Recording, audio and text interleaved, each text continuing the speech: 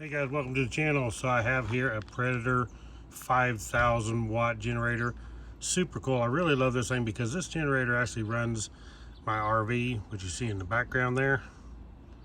It actually runs the RV. It will run everything in the RV on with the air conditioner, the microwave, all of it. And this thing is super quiet, super good. Now there is a couple things that you need to know before you actually start one of these and run them. Let me show you those couple things. And the first thing is the air filter. We're going to take the air filter off of this thing and put some oil on it, because these things do not come with oil on them. And you definitely, before you run this thing for any long period of time at all, especially if you're around a lot of dust and debris, you want to get this air filter oiled so you won't ever have no problems in the future. So the first thing you want to do is go ahead and take this side cover off right here. Loosen them. You can get hold of this little tab here and pull this out. Side cover is pretty simple. Once you loosen those, has a couple clips here in the bottom, and these pegs plug into these rubber grommets right there on all four corners. Right here we have the motor exposed, so right here is our spark plug, our carburetor. This is our valve cover. This is our air filter. That's what we want to work on first. So we want to just spin this nut here to remove this cover. Once we get this removed, then our air filter is located right here. And pretty much the air filter is pretty common, just a piece of foam is all it is. But you can see this thing, if you can see right here, is absolutely dry. There's absolutely no oil on it at all. And the problem is fine dust particles will go through this oil filter and straight on into the engine and cause it to wear faster. So if you put oil on this filter, it makes where the dust particles will stick to that oil instead of passing through the filter. But now you don't want to soak this thing and just drench it in oil. You just want to light coating with oil on it, and I'll show you how to do that. So what you want is a Ziploc bag. This is just a quart size, works good. You want some oil. This is actually the oil that I put in it. When I first got it, I went ahead and added the oil. I used this Pennzoil 10W30. So what you want to do is take your oil. Now you're not going to need much of this oil. Basically just a little bit in the baggie here. And what I do, people do it different ways. You don't want a bunch of oil, but you want to take that oil and get it around on the inside of the bag. So the whole inside of this bag is coated in oil, but yet there's not a big bunch of oil in the bag. Then we want to take our air filter, stick it down inside. You can zip it shut if you're afraid you might leak some out, but all we're going to do is just kind of smash the oil, just kind of make sure you get on all the ends all the way around and the flat sides. And this is not going to soak this filter where it's a real dripping mess. You don't want it just saturated, because it will actually restrict the airflow if you put too much oil in this foam. So this way it will just put pretty much a light coat on the outside of it, like so. Now we can take it back off our bag. You can wear latex gloves if you want. I'm not a latex glove wearer.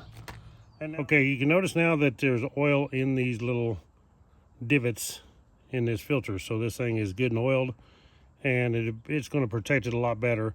I will feel a lot safer.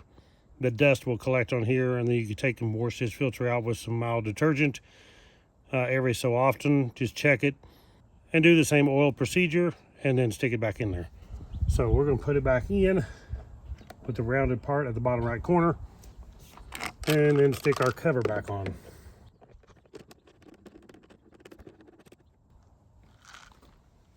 Okay, now the next thing we want to do on this is change the spark plug. The spark plug that comes in this is a pretty cheap spark plug, and I always run NGK. I run them in all my motorcycles, so I would definitely want to run a good NGK plug in here. It's going to last longer, just to run a lot better with that spark plug in it than the one that comes in it. So we're going to take this NGK spark plug and put this in it.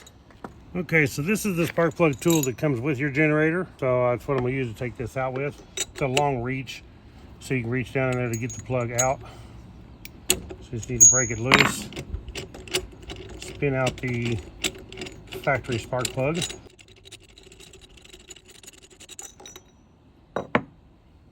Okay, so this is not a torque spark plug like I thought, like a lot of them are. This one is actually a LG F7TC, which it may be okay, but I'd still rather run an NGK in this thing. I don't want to take a chance because I know that NGK is a real good plug. We're going to take this one out and put a good one in. Now to match that, then you need to get a NGK. This is a resistor plug. It's a BPR7ES. So I will post an Amazon link to the spark plug down below, but this is a very good spark plug and you're not going to have no problems for a lot of years with this plug. Okay, so one of the first things you want to do before you put the plug in is make sure you gap it right. This is just a little gap tool that I've used for years. Use it on my motorcycles and vehicles. You want to gap this thing. The gap for this generator is 28 to 31. So we want to stick this in here and make sure that we are right. I want to put it about 30, which is about right there. So we're good. It may have flexed it just a little bit, but check the gap because it's possibly not right. These come pretty much gapped right, but sometimes they get dropped when they're in the box on the end, and it can actually bend that gap close, so you want to make sure that it's correct. Let's go ahead and check the plug that come in the Predator, and it's actually more like a 26 to 28, so it's gapped a little thin. Also, you want to make sure that your plug is the same length, just in case you get the wrong plug. You don't want to screw a plug in there that's too long. Looks good to me. Let's go ahead and stick this plug in. So the best way to do it is start it with your fingers on the tip. Then once you get it started, then you can take your tool and tighten it the rest of the way down. Take the little rod, we're going to tighten it up here.